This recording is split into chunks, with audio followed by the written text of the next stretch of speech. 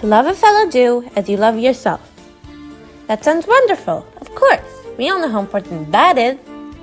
But is it really possible? Can the Torah really expect me to love someone else as much as I love myself? I mean, to be honest, I like myself a lot. And while other people are wonderful, I can't really love them that much, can I? Well, here's the thought. Tanya teaches us that we are made up of two parts.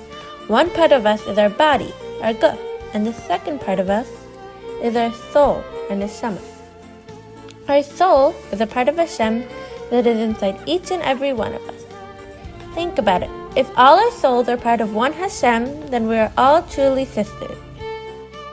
However, if we make our body self our main concern and leave our soul self to only have a background role, that will cause us to just think about ourselves. But if we focus on our neshama, our soul, then things don't get in the way.